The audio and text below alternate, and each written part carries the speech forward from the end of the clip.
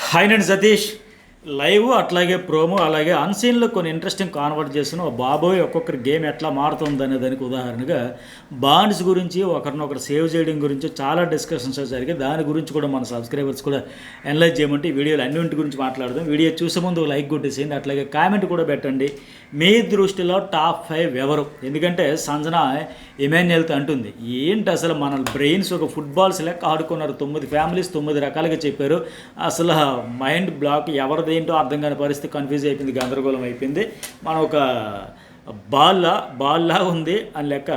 So మొత్తానికి వాళ్ళకి ఒక కన్ఫ్యూజ్ అయితే ఉంది. నేను అందులో గౌతమ్ కృష్ణ కూడా వచ్చేటప్పుడు టాప్ 5 ఇంకా ఫిక్స్ కాలేదు, మీరు ఎవరు టాప్ 5 ఉంటారనే ఆసక్తి మాలో కూడా ఉంది అని చెప్పడంతో మళ్ళీ వాళ్ళకైతే ఎవరు ఏంటి టాప్ 5 కోసం ప్లేస్ కోసం చూస్తూ ఉన్నారు. అందుకే ఎంత కాంపిటీషన్ తగ్గిపోతే అంత బెటర్ అనుకుని మొన్న పవర్ అస్త్రతో నో ఎలిమినేషన్ పెట్టడం గురించి కూడా డిస్కషన్ జరుగుతుంది. అన్నింటి గురించి మాట్లాడుకుందాం. వీడియో చూసే ముందు మీ టాప్ 5 ఎవరు? అసలు విన్నర్ మెటీరియల్ ఎవరు? హౌస్లోకి వచ్చిన తర్వాత ఈ 12 వారాలు మీరు చూశారు కదా, పలానా కంటెస్టెంట్ విన్నర్ అట్లా అనిపిస్తుంది మాకు అనేది కూడా ఖచ్చితంగా ఒక కామెంట్ అయితే చేయండి. విన్నర్ ఎవరు అవుతారో, రన్నర్ ఎవరు అవుతారు, ఫస్ట్ విన్నర్ వరకు టాప్ 5 వరకు అది పెట్టండి, సరేనా? అలాగే ఈ హారిక తెలుసు కదా, సీజన్ 4లో వచ్చింది, చాలా జెన్యున్గా ఉండేది ఆమె, సిన్సియర్గా. ఈరోజు ఆవిడ డెసిషన్స్ కూడా అట్లాగే అనిపించింది. అంటే అందుకే అంటారు కదా, పువ్వుల్లో సువాసన మనుషుల్లో గుణాలు దాచిన దాగవని, ఆ క్వాలిటీస్ జెన్యున్గానే డెసిషన్ కూడా తీసుకుంది నాకు అనిపించింది. ఎందుకంటే ఇప్పుడు ఇక్కడ టాస్క్ ఆడడానికి కూడా ఎవరంటే అక్కడ అయిపోయిన వాళ్ళకి ఎటు భరణి, కళ్యాణ్, తనుజ్ అయిపోయిన వాళ్ళకి ఛాన్స్ లేదు. కొత్త వాళ్ళకంటే సుమన్ శెట్టి వచ్చి నేను అప్పుడు గౌరవ్తో పార్ట్నర్గా 50-50 కెప్టెన్ అయ్యానమ్మా, ఫుల్ ఛాన్స్ అంటే ఆ పాయింట్లో చూసుకొని ఇతన్ని అయితే చూస్ చేసుకుంది. మిగతా వాళ్ళు కెప్టెన్ అయ్యారు. కొన్ని భరణికి ఇద్దామా ఉంటుంది, భరణి ఎటు కెప్టెన్ కాలేదని సంచాలకే పెట్టుకుంది. అట్లా ఆ డెసిషన్ కూడా బాగుంది. అట్లాగే ఇక ఇమాన్యుయల్ ఏముంది, ఫ్లట్టింగ్ ఎవరు వస్తే వాళ్ళతో ఫన్ కోసం కామెడీ కోసం చేస్తూ ఉన్నాడు. అట్లాగే ఈ అమ్మాయి కూడా ఏం పేరు హారిక కూడా సెటైర్లు వేసేస్తూ ఉంది, జోక్ పంచులు పేల్చేస్తుంది. దివ్య గారు నేను మాట్లాడచ్చా భరణి గారితో ఓకే. అట్లాగే డీమన్ కూడా ఏంటి ఒక్కడే ఉన్నావేంటి, రీతు లేదు కదా, ఆవిడ వచ్చేటప్పుడు వచ్చిందండి వయ్యారి, అంతే కదా. డీమోన్ రీతుని కలిసే ఆడుతూ ఉన్నారు, కలిసే ఉంటారు, కలిసే కప్పు కూడా తీసుకెళ్తారు. ఒకవేళ ఎలిమినేషన్ అయినా మా ఇద్దరిని కలిపి పంపండి తప్ప సింగిల్ ఎలిమినేషన్ వద్దు. మాకు ఆ ఇద్దరిలో ఒకరికి ఓట్లు పడినా ఒకరు హౌస్లో ఉండాలన్నా వద్దు, మాకు ఇద్దరు కలిసే పోతామని మాదిరిగా రేపు పొద్దున్న ఇద్దరిలో డీమోన్ కానీ రీతు కానీ ఎవరు ఫస్ట్ ఎలిమినేట్ అయిపోయిన సింగిల్ ఎలిమినేషన్ అయినా అక్కడ బిగ్ బాస్ బజ్లో కూడా శివాజీ కూడా ఇట్లాగే అడుగుతారు, ఏంటి ఒకరు వచ్చారంటే ఇంకే జంట ఎక్కడ, మీరు కంబైన్డ్ కపుల్ కదా గేము, ఒకరు రావడం ఏంటి, ఎక్కడున్నారు? ఖచ్చితంగా ఆయన కూడా అట్లాగే అడుగుతాడు. అలా గేమ్ ఉంది కనుక ఈవిడ కూడా పంచి వేయడంలో తప్పేలేదు. అట్లాగే టాస్క్ కూడా లైవ్లో ఆలోచిస్తూ ఉంది కదా, ఇంట్రెస్ట్గా ఉంది. సుమన్ శెట్టి వాళ్ళు ఆ పోడియం దగ్గరికి వెళ్ళి ఎత్తైన టవర్ కట్టాలంటే డిస్క్లు పెట్టాలి, బాల్స్ పెట్టాలి, ఆ బ్లాక్స్ ఏవైతే పెట్టారో వాటి నుంచి టైర్స్ నుంచి దాటుకుంటూ వెళ్ళి అటు ఇటు వచ్చి ఫోర్క్తో కట్టాలి. సిల్లీ టాస్కే, కాకపోతే కొద్దిగా బ్యాలెన్స్డ్గా కూల్గా పేషెన్స్తో అట్లా కట్టుకోవాలి. బట్ ఈ టాస్క్ కూడా సుమన్ శెట్టి అయితే టెన్షన్ అయిపోతూ ఉన్నాడు, ఆడగల్లా చేయగల్లా అని. ఆ టెన్షన్ వచ్చిందంటే షివరింగ్ వస్తుంది. అది బ్యాలెన్స్ కోల్పోతున్నా సరే మనం బ్యాలెన్స్ కోల్పోకుండా జాగ్రత్తగా కట్టుకోవాలి, అది టాస్క్. సరే ఇక రీతు చౌదరికి ఇది జరిగింది. ఈ అన్సీన్ గురించి కూడా మాట్లాడుతుంది. Interesting conversation. ఒక్కొక్కరి కుట్రలో స్కెచ్లు అన్నీ బయటపడుతున్నాయి. ఎవరిని ఎంత వేగంగా అవకాశం వస్తే పంపించేద్దామా, మళ్ళీ సేవ్ చేయడం ఎందుకని మాదిరిగా. అట్లాగే రీతు చౌదరి సంజన గొడవ తర్వాత రీతు ఇమాన్యుయల్తో అంటుంది, ఆ టెడ్డీ బేర్ టాస్క్లో ఇష్యూ అయింది కదా, ఆవిడతో నాకు అప్పటి నుంచి ఉన్నాయి. మీ అమ్మగారు ఏమో అదే సంజన గురించి, ఆవిడ అసలు ఏం చేస్తుంది, అందరిని పొగుడుకుంటూ ఖాళీగా కూర్చుంటే అసలు ఏం చేస్తుంది? అసలు అంతకుముందు నేనైతే నామినేట్ చేయలే, అసలు ఆవిడ గేమే లేదు. అంతకుముందు ఉన్న సంజన 6 వారాలకు ముందు ఉండే సంజన తర్వాత కనిపించట్లేదని చెబితే ఇమాన్యుయల్ ఇక్కడ ఏమంటాడు, టెడ్డీ బేర్ టాస్క్ తర్వాత కూడా ఆమెను టార్గెట్ చేసి నువ్వు ప్రతిసారి ఆవిడని నామినేట్ చేయడం అన్నింటికీ హైలైట్ చేస్తున్నావు అంట కదా, అది సంజన పాయింట్ ఆఫ్ వ్యూలో అని చెబితే ఇక్కడ రీతు అంటది, పర్సనల్గా వెళ్తే నేను ఎంత హర్ట్ అవుతానో, ఇప్పుడు నీ బాండ్ వల్ల డీమాన్ కూడా బయటికి వెళ్ళిపోవాల్సిందని ఆవిడ అనిందంటే నాకు తెలియక అడుగుతాయి ఇక్కడ క్లియర్గా. మరి సంజన ఏమీ గేమ్ ఆడట్లేదంటే మరి రీతు కూడా ఏం ఆడినట్టే కదా, ఆవిడ కంటెంట్ కదా. ఇక్కడ ఓవరాల్గా చూసుకుంటే టాస్కులు ఫిజికల్ టాస్కులు ఒకటే కాదు కదా, మరి ఈవిడ కూడా రోజంతా డీమోన్తో కలిసి కూర్చోవడం, కబుర్లు చెప్పడం, మా ఇద్దరమే హౌస్లో ఉన్నాం, మిగతా వాళ్ళతో మాకు సంబంధం లేదన్నట్టు ఉంది కదా. అఫ్కోర్స్ ఇక్కడ రీతు చౌదరి ఏంటంటే చాలా సేఫ్గా సంజన ఎప్పుడైతే బాటమ్ 2లో ఆ ఎలిమినేషన్ ప్రాసెస్ దగ్గర ఉండిందో, ఓహో ఈవిడ రిస్క్లో ఉంది, ఇలాంటి వాళ్ళని అడ్డం పెట్టుకుంటే మనం సేవ్ అవ్వచ్చు, చాలా లెక్కలు ఉంటాయి, క్యాలిక్యులేషన్స్. ఎవరు ఎక్కువగా లాస్ట్ 2లో ఉంటున్నారు, సేవ్ అవుతున్నారు, వాళ్ళు పెట్టుకుంటే మనం సేఫ్ జోన్లో ఉండొచ్చు అని ఇట్లా పెట్టుకొని వాంటెడ్లు చేసుకుని వచ్చినట్టుగా చేయడం వల్ల ఇప్పుడు ఆవిడ కూడా ట్రిగ్గర్ అయ్యింది. ఎందుకంటే వాస్తవానికి ఏం జరిగింది, సంజన నా టెడ్డీ బేర్ టాస్క్లో ఒకరిదొకరు తీసుకోవాలనేటప్పుడు ఎవరు పట్టించుకోలేదు, చాలాసేపు బతిమలాడినా ఎవరు నా టెడ్డీ బేర్ తెద్దామని తీసుకోలేదు అని ఫీల్ అయినా సరే ఆవిడ మైండ్ సెట్కి యాటిట్యూడ్కి ఇంకొకరైతే ఏడ్ చేసి నన్ను టార్గెట్ చేశారు, నన్ను కార్నర్ చేశారు, నన్ను పక్కన పెట్టేశారు, నన్ను పట్టించుకోవట్లేదు అని చాలా సింపతి సీన్ క్రియేట్ చేస్తారు. బట్ ఆవిడ ట్రై చేసిందా సరే అనుకుని ఆవిడ ఆట ఆడుకుంది. అట్లాగా తర్వాత మూడు టీములు నలుగురు చెప్పున అవ్వాలనేటప్పుడు కూడా రామురాధుడు, ఇమాన్యుయల్ వీళ్ళందరూ ఒక టీము, అట్లాగే రెబల్స్గా దివ్య, సుమన్ శెట్టి, కళ్యాణ్, సాయి శ్రీనివాస్ వాళ్ళు ఒక టీము, మిగతా నలుగురు గౌరవ్, భరణి భరణి అండ్ రీతు చౌదరి వీళ్ళంతా ఒక నలుగురు టీం ఇట్లా 4 చొప్పున 3 టీములు అయ్యేటప్పుడు కూడా సంజనను ఎవరూ పట్టించుకోవాలి. ఇటు ఇమాన్యుయల్ వాళ్ళు కానీ అటు దివ్య వాళ్ళ టీం కానీ ఎవరూ పట్టించుకోలేదు. 3 టీములు ఫామ్ అయ్యే ఆవిడని ఒక్కరైనా తీసుకున్నారా? తీసుకోలేదు కదా. డిమాన్ పవన్ ఒకరు తీసుకున్నారు, రామురాధర్ని ఒకరు తీసుకున్నారు, సంజనాన్ని అడిగితే ఎవరూ తీసుకోలే. ఇంకొకరైనా సరే అక్కడ కూడా కాన్ఫిడెన్స్ కోల్పోతారు, భయపడతారు, బాధపడతారు. ఇదేంటి నన్ను ఎవరూ పట్టించుకోవట్లా, నా పర్ఫార్మెన్స్ అంత వీక్ ఉందా ఏంటని. కానీ సంజన సరే నా ప్రయత్నం చేశా, అడగకపోతే అడగలేదు అంటారు, అడిగిన తర్వాత పక్కన పెట్టేస్తారు. పోన్లే వాళ్ళ గేమ్ వాళ్ళు ఆడిన నా గేమ్ నేను ఆడుకుంటాను, కంటెంట్ క్రియేట్ చేసుకుంటూనే ఆ ట్రైన్ టాస్క్లో సంచాలకు ఉండేటప్పటికి ఫన్ చేస్తూ టాస్క్లు ఆడుతూ ఏదో ఒకటి హడావిడి అయితే చేసింది. ఊరికే ఆవిడ ఖాళీ కూర్చోవట్లా, ఏదో ఒకటి కంటెంట్ కాంట్రిబ్యూషన్ చేస్తూ ఉంది కదా. మరి రీతు చౌదరి టాస్కులు వచ్చినప్పుడు 100% పెడుతుంది. నేను అప్పుడు చెప్పా, ఇప్పుడు చెప్పి ఎప్పుడు చెబుతా. టాస్కులు ఇచ్చేటప్పుడు 100% ఇస్తుంది. ఆ తర్వాత ఏం చేస్తుంది? ఆవిడ వల్ల ఏం కంటెంట్ వస్తుంది? ఓ ఫన్ వస్తుందా? పోనీ గొడవలు క్రియేట్ అవుతున్నాయా? ఏదో ఒకటి కంటెంట్ జనరేట్ అవ్వడానికి ఎవడైనా ఒక బీజంలో ఉపయోగపడుతుంది? ఏమీ లేదు కదా. టాస్కులు వచ్చేటప్పుడు ఆడేస్తే నేను ఎలాగైనా గెలవాలనుకుంటుంది. ఆ తర్వాత పోయి పక్కన కూర్చొని ఆ డీమ్ అంతా కబుర్లు గొడవలు, అరుపులు, ఆలకలు, పెడబొబ్బలు తప్ప ఇంకేమైనా ఉందా?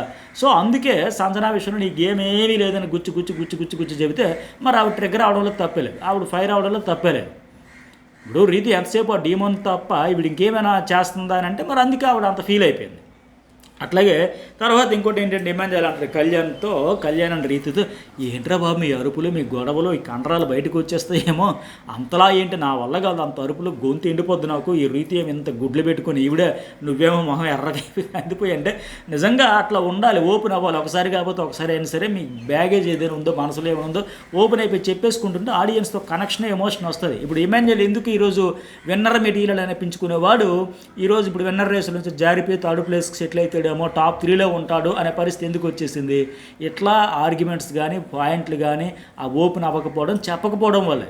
10 సార్లు నామినేషన్లోకి రాకపోతే ఎందువల్ల కనెక్ట్ అవుతారంటే డిస్కనెక్ట్ అయిపోతారంటే ఆ 10 సార్లు ఇతను వేరే వాళ్ళని నామినేట్ చేసినా, వేరే వాళ్ళు ఇతను నామినేట్ చేసినా, ఇతను ఒక 2, 3, 4 చేసినా అలాంటప్పుడు ఇతను పెయిన్ ఏంటి, ఇతను ఎందుకు అర్హుడు హౌస్లో ఉండడానికి, ఎందుకు అర్హులు కాదు మిగతా వాళ్ళు, ఇట్లా ఆర్గ్యుమెంట్ చేసేటప్పుడు పాయింట్లు పెట్టుకునేటప్పుడు అది పీక్స్కి వెళ్తే వెళ్ళి గొడవలు ఎంతవరకు వెళ్తే అంత మంచిదే కదా.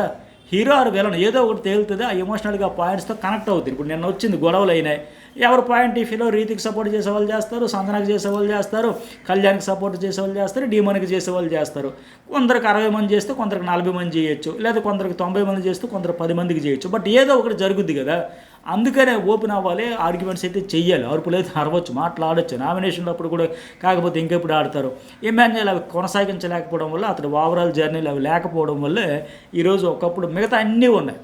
బట్ ఎందుకంటే తగ్గిపోతుంది అంటాం కదా, ఎప్పుడు మనం అంటాం కదా నామినేషన్లకు రావాలి ప్రతిసారి వచ్చేటప్పుడు. పైగా వాళ్ళలో కూడా ఒక ప్రెజర్ ఉంటుంది, అరే మనం వెళ్ళిపోతామేమో, ఒకవేళ ఇదే లాస్ట్ వీక్ అయితే ఇంకెందుకు తాడిపేడి తేల్చుకుందని గట్టిగా ఆడడానికి కూడా బాగుంటుంది. ఆ ఆట వల్ల ఎఫెక్ట్స్ అయితే కనిపిస్తాయి, ఎమోషన్స్ కూడా బయటపడతాయి.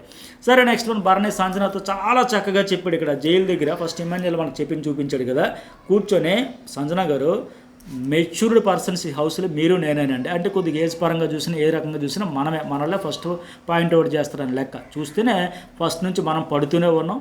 బట్ మీకు ఏది అనిపిస్తే చెయ్యండి, నేను ఇప్పుడు వెళ్ళి రీతుకు సారీ చెప్పియండి అట్లా ఏం చెప్పను, మీకు చెప్పాలనిపిస్తే చెప్పండి, లేదంటే మానేయండి. కానీ హౌస్లో మీకు ఏది నచ్చితే చెయ్యండి, ఎట్లా ఉండాలంటే అట్లా ఉండండి అని చెబుతూ మంచి మాట చెప్పాడు ఇక్కడ భరణి. నిజంగా మెచ్యూరిటీ కనబడింది. ఇప్పుడు మీరు నేనండి 12వ వీక్ వరకు వచ్చామంటే మన గేమ్ వల్లే కదా. ఇప్పుడు సంజన గారు మీరు కూడా ఆ గేమ్ వల్లే కదా వచ్చారు. ఇంతవరకు వచ్చిన తర్వాత ఒక చిన్న ఎమోషన్ వల్ల, ఒక చిన్న పదం వల్ల మన కష్టం మొత్తం పోతే బాధగా ఉంటుంది కదా. కానీ నేను మాటలు పడ్డా, మీరు మాటలు పడ్డారు, డ్రైన్ అయిపోయాం. ఇదంతా పార్ట్ ఆఫ్ గేమ్ అంటే చాలా చక్కగా చెప్పాడు, అంతే కదా. ఇప్పుడు ఊరికే 12వ వారం వరకు వచ్చిందంటే ఏమి గేమ్ లేకుండా వచ్చేసిందా చెప్పండి? 100% గేమ్ ఆడబట్టి గేమ్ స్టార్ట్ చేసింది ఈవిడ. దానివల్ల ఆడియన్స్ కనెక్ట్ అయ్యి అంతవరకు వచ్చారు కదా. అందుకే భరణ్ అయితే క్లారిటీ ఇచ్చాడు, మీకు నచ్చినట్టు చేయండి, మీరేం సారీ చెప్పాల్సిన అవసరం లేదు, అది మీకు చెప్పాలంటే చెప్పండి, లేకపోతే మానేయండి, ఇది క్లారిటీ బాగుంది, పార్ట్ ఆఫ్ గేమ్ అది అంతే. అట్లాగే కళ్యాణ్ వచ్చి దివ్య వచ్చి కూడా చెబుతారు, ఆ రీతితో క్లియర్ చేసుకోండి, షార్ట్ అవుట్ చేసుకోండి, సంజన గారు సారీ చెప్పండి అంటే సంజన ససేమేరా కుదరదు, కుదిరే ప్రసక్తే లేదు, కిలికిందే రీతు, నేనెందుకు చెబుతా, ఆవిడకి నా గేమ్ కనబడట్లేదంట, అందుకే ఆట చూస్తావా అని మహేష్ బాబు డైలాగ్ స్టైల్లో ఆట చూపిస్తున్నా, నా గేమ్ ఏంటి చూపించా, ఏం తను నోటికి వచ్చినట్లు నాకు చెప్పిందా లేదా, ఆవిడ చెప్పినప్పుడు లేదా అంటూ సంజన ఫుల్ క్లారిటీ అండ్ కాన్ఫిడెన్స్తో ఉంది ఇక్కడ. నేను ఎవరు పర్సనల్ స్పేస్లోకి పోను, ఆవిడ నా పర్సనల్ స్పేస్లోకి వచ్చి నా గేమ్ బాగాలేదు గుచ్చి కనబడట్లేదంటే నేను ఊరికే వచ్చేసాను. ఎందుకంటే 11 వారాల జర్నీని ఒక వెంట్రుకలకు తీసిపడేస్తే మీద ఏం కనబడట్లేదంటే, మరి ఇంకా అలా గేమ్ ఈ 12 వారాలకు వచ్చిన తర్వాత కూడా ఇంకా గేమ్ కనబడట్లేదంటే అంతకంటే సిల్లీ పాయింట్ ఏమైనా ఉంటుందా.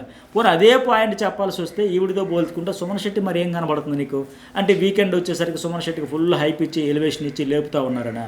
పోనీ అంతకుమించి నీకు ఏం పేరు డీమంతో గొడవలు తప్ప నీకేం కనబడుతుందా, టాస్క్లు అంటే ఆడుతాను ఓకే, మిగతా మరి అట్లా పోల్చుకుంటే అన్నీ వస్తాయి కదా. అందుకే ఆవిడ ససేమర కుదరదని చెబుతూ ఉంది.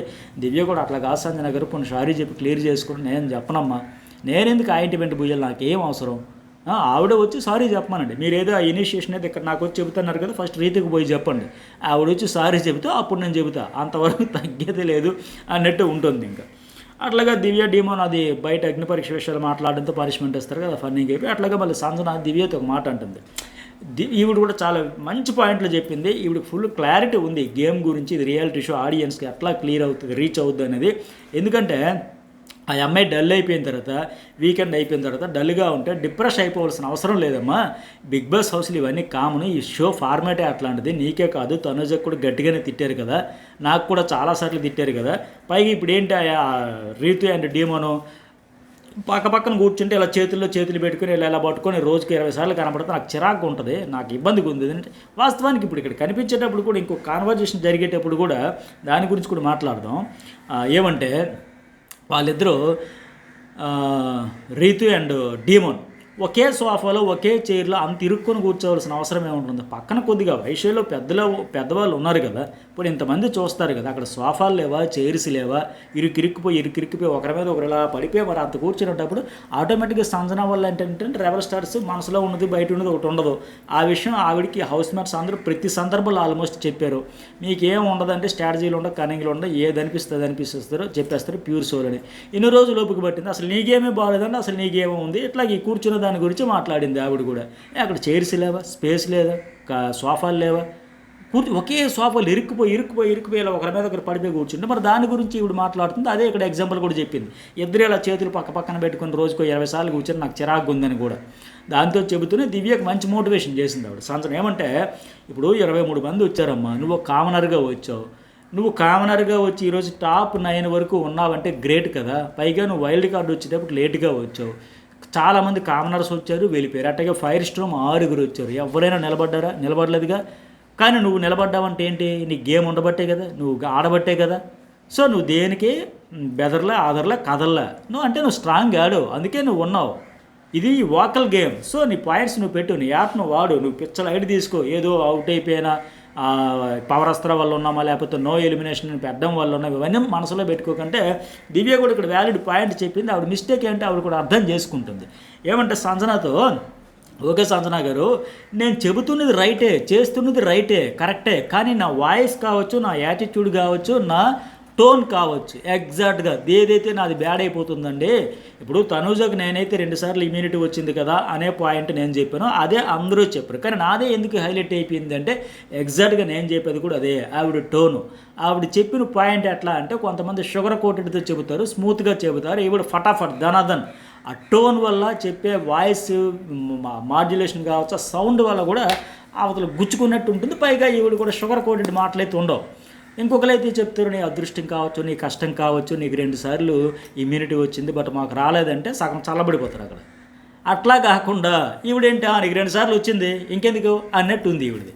అదే విషయం ఇంకొక పద్ధతిగా చెప్పుకుంటే బాగుండు. గతంలో కూడా మీకు ఒక చిన్న పిట్టకథ చెప్పాను కదా, రాజుగారిది, నోట్లో పళ్ళన్నీ ఊడిపోతాను. అట్లా ఎందుకు ఎట్లా అంటే అక్కడ చెబుతారు కదా, ఏముందండి, రాజుగారి కళ వచ్చి అన్ని నోట్లో పళ్ళన్నీ ఊడిపోయినట్టు కళ వచ్చిందని ఒక మంత్రి గారిని అందరిని అడిగితే ఏమంది రాజు గారు, మీ ఫ్యామిలీలో అందరూ మీకంటే ముందే చనిపోతారంటే ఎవడయ్యాడు, కళకు అర్థం చెప్పండి ఎట్లా చెప్తే నేను ఊరు తీసాను అంటాడంట. ఇంకొకటి వచ్చి రాజుగారు మీ ఇంట్లో అందరికంటే ఎక్కువ ఆయుష్ మీకే ఉంటుందని చెప్పాడంట. సూపర్, నువ్వు మీరు దీర్ఘాయుష్కులు అంటే వీడికి సన్మానం చేయండి అని అన్నాడంట. అట్లా వాడు చెప్పింది ఒకటి, వీడు చెప్పింది ఒకటే, కాకపోతే చెప్పే విధానంతో వాడు భయపెట్టేలాగా చెప్పాడు. మీకంటే ముందే మీ ఫ్యామిలీ అందరూ చనిపోతారు, వాళ్ళకి ఆయుష్ తక్కువ అన్నట్టు వాడు చెప్పాడు.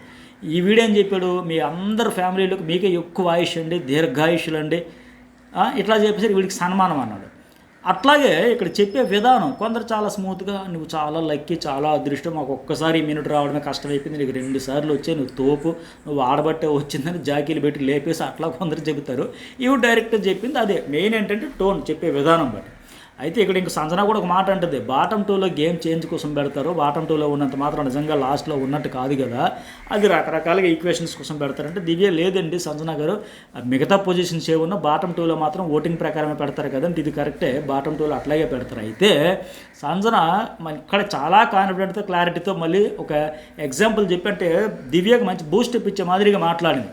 సో ఓకే, బాటమ్ 2లో ఓటింగ్ పరంగా లాస్ట్లో ఉండేవాళ్ళు పెట్టారు అనుకుందాం, అయితే ఏంటి సో వాట్ అని అడుగుతా ఉంది. ఇప్పుడు భరణి గారిని కూడా పెట్టినారు, ఆ తర్వాత ఇప్పుడు రీఎంట్రీ తర్వాత అతను 2-3 సందర్భాల్లో 3 వారాలు 2 వారాలు బాటమ్ 2లో ఉండి సేవ్ అయ్యాడు కదా, సాయి శ్రీనివాస్తో ఉండేప్పుడు సేవ్ అయ్యాడు, ఇంకోసారి సేవ్ అయ్యాడు, ఇట్లా సేవ్ అవుతూనే ఉన్నాడు కదా.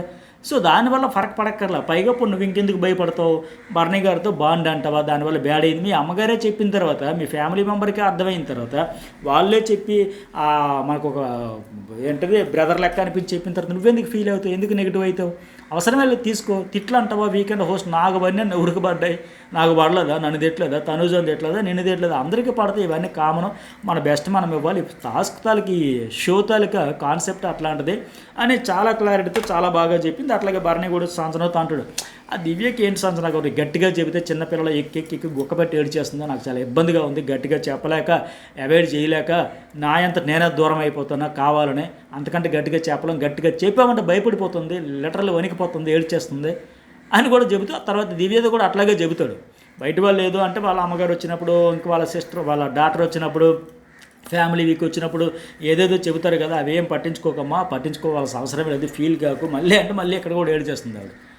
అట్లాగే భరణి మళ్ళీ తనుజతో కూడా అంటాడు, దివ్యకి నాకంటే సుమన్ శెట్టితోనే ఎక్కువ బాండ్ ఉంది, కానీ నాతో బాండ్ లేకపోయిందంటే సుమన్ శెట్టి దివ్య బాండ్ వేరేలాగా వెళ్ళేదంటే అతడు కొద్దిగా ఇన్నసెంట్గా ఉండిన దానికి, ఈ అమ్మాయి కూడా కొద్దిగా యాక్టివ్గా ఉండేదానికి. ఇప్పుడు రెబల్ టాస్క్ వాళ్ళిద్దరు కాంబినేషన్ సక్సెస్ అయింది కదా, అట్లా వాళ్ళ కాంబినేషన్ అయితే బాగా వచ్చేదేమో, అతనికి ఒక సపోర్ట్ లాగా ఉండొచ్చు కావచ్చు, ఈవిడ స్పీడు అతను స్లో అంతా మంచిగా సెట్ అయ్యేదేమో. బట్ ఇక్కడ ఆల్రెడీ తనూజతో భరణికి ఒక బాండ్కి ఆడియన్స్లో చాలా వరకు నచ్చింది కొంతమందికి. ఇక్కడ వీళ్ళది ఏంటంటే ఈ డామినేటింగ్ అసూ జలస్ అన్నట్టు వచ్చింది కనుక ఎట్లా వచ్చింది, భరణి మంచిగా కరెక్ట్గా చెప్పాడు. ఆ బాండ్ వేరే వాళ్ళతో అయ్యి ఉంటుంటే అసలు గేమ్ వేరే లెవెల్లో ఉండేది. భరణి గేమ్ కావచ్చు, దివ్య గేమ్ కావచ్చు. దివ్య వచ్చినప్పుడు ఎట్లా వచ్చిందంటే ఫైర్ స్టార్మ్ అన్నారు కదా, ఆ మాదిరిగా అప్పుడు ఆవిడ కూడా వచ్చింది, ఒక తుఫాను వచ్చినట్టుగా వచ్చింది. పాయింట్లో ఫుల్ క్లారిటీతో ఉండేది, ఇండివిజువల్ గేమ్ ఆడుతుంది, చాలా కాన్ఫిడెంట్గా ఉండేది, డి అంటే డి అన్నట్టు ఉండే, నేచర్కి పక్కా టాప్ 5 అనుకున్న పరిస్థితి. కానీ ఇప్పుడు ఏంటి, బాండ్ వల్ల, ఈ అసూయ వల్ల, ఈ ముగ్గురు తనుజ వయా భరణి ఇంకా ఎవరు అమ్మాయి దివ్య ఇట్లా వల్ల నెగిటివ్ అయిపోయాయి, అలా అంతా ఇప్పుడు బ్యాడ్ అయింది, అది తగ్గించుకుని బెటర్ లెక్క. అట్లాగే ఇక్కడ డీమోను రీతు సంజన అండ్ ఇమాన్యుల్ ఉండేటప్పుడు ఇప్పుడు డిస్కషన్ పెడతారు, ఆడియన్స్ ఓట్లు వేస్ట్ అయిపోతాయి కదా, నువ్వు ఎందుకు సేవ్ చేసేసావు, పవర్ అస్త్రా వాడేసావు, వాళ్ళకి ఎందుకు ఆపర్చునిటీ ఇచ్చావంటే ఇక్కడ సోఫాలు చైర్లు ఇలాంటి ఇద్దరు ఒకరి మీద ఒకరు పడిపోతూ కూర్చొని ఇవే చూసే వాళ్ళకి ఇబ్బందిగా ఉంటే అదే విషయం వాళ్ళు చెబితే వీళ్ళు మళ్ళీ హర్ట్ అయిపోవడాలు, ఫీల్ అయిపోవడాలు, గొడవ పడ్డారు.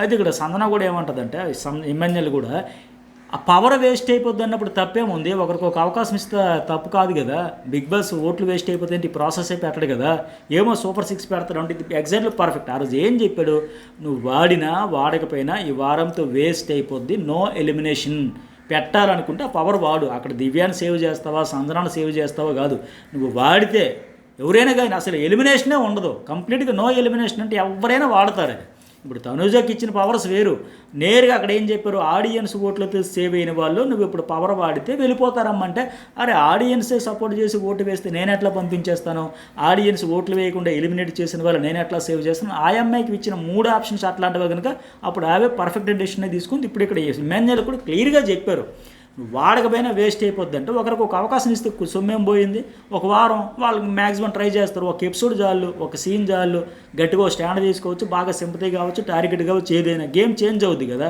ఒక వారం మహా అయితే వెళ్ళిపోయి పంపించినా వేస్టే కదా. సో దానివల్ల అతను మంచి పనే చేశాడు. కానీ వీళ్ళు ఏంటంటే ఎంతైనా కాంపిటీషన్ తగ్గుతుంది కదా, ఎందుకు ఉంచడం, పంపించేస్తే బెటర్ కదా, ఆడియన్స్ ఓట్లు అంటే ఆడియన్స్ ఓట్లు అని చెప్పలేదు కదా, వాళ్ళు క్లారిటీ ఇచ్చారు కదా. తర్వాత కూడా నో ఎలిమినేషన్కి ఆఫర్ అయినప్పుడు మంచి పనే చేశాడు ఆయన.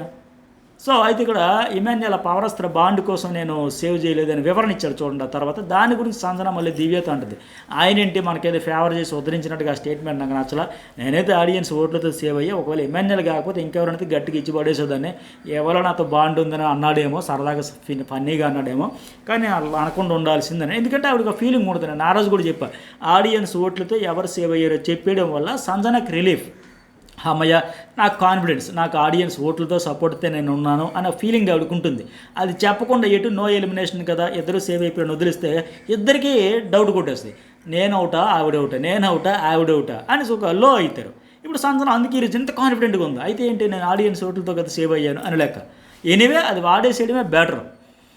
అట్లాగే భరణి మళ్ళీ దివ్య కూడా చెప్తాడు, ఎందుకమ్మా ఎక్కువ ఆలోచిస్తావు, చించుకోవాల్సిన అవసరం లేదు, నీ వల్ల నా బాధ ఏంటంటే మన బాండ్ వల్ల నా హెల్త్ కోసం నా కోసం నువ్వు కేర్ తీసుకుంటున్నావు, ఓకే అంతా బాగానే ఉంది, కానీ నా వల్ల నీకు మేలు జరిగితే పర్వాలేదు, నేను చాలా హ్యాపీ, బట్ నా వల్ల, నాతో బాండ్ వల్ల, నా మీద ఎఫెక్షన్ వల్ల నీ గేమ్కి ఎఫెక్ట్ అయ్యి నువ్వు బ్యాడ్ అయిపోతావేమో అనేది నా బాధ అని పర్ఫెక్ట్గా చెప్పాడు ఆయన.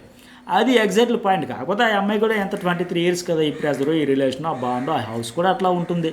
సో అందువల్లే ఆ ఎమోషనల్గా కనెక్ట్ అయిపోతుంది, దూరం పెడదామని. ఈరోజు కూడా పెద్ద గొడవ అయిపోయిందంట. ఆ సంజన ట్యాబ్లెట్స్ భరణి తీయడం వల్ల సంజన వర్సెస్ భరణి గొడవ అయ్యి, అందులో మళ్ళీ దివ్య తీసుకొని భరణి దగ్గర కూడా మాట్లాడితే నీకేం పని, నీకేం అవసరం, నువ్వు ఎందుకు దూరుతామని ఫుల్ ఫైర్ అయిపోయాడంట.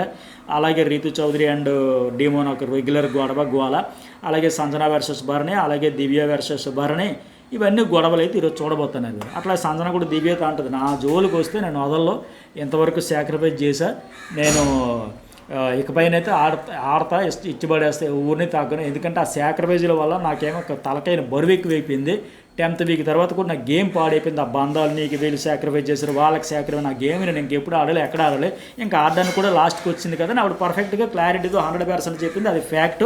ఆ సాక్రిఫైజుల వల్ల ఆవిడకి బరువులు పెట్టేసి తగ్గిపోయింది. ఇప్పుడు ఏ బొక్కలేదు, నాకు నచ్చినట్టు నేను ఆడతాను, ఫుల్ క్లారిటీతో ఉంది, కాన్ఫిడెన్స్తో ఉంది, ఎట్లాగే కొనసాగితే బెటర్. మరి మీకేమనిపించింది ఓవరాల్గా కామెంట్ చేయండి, లైక్ చేయండి. జర్నలిస్ట్ సతీష్ న్యూస్ బోల్ 2 ఛానల్స్ కూడా సబ్స్క్రైబ్ అయితే చేసుకోండి.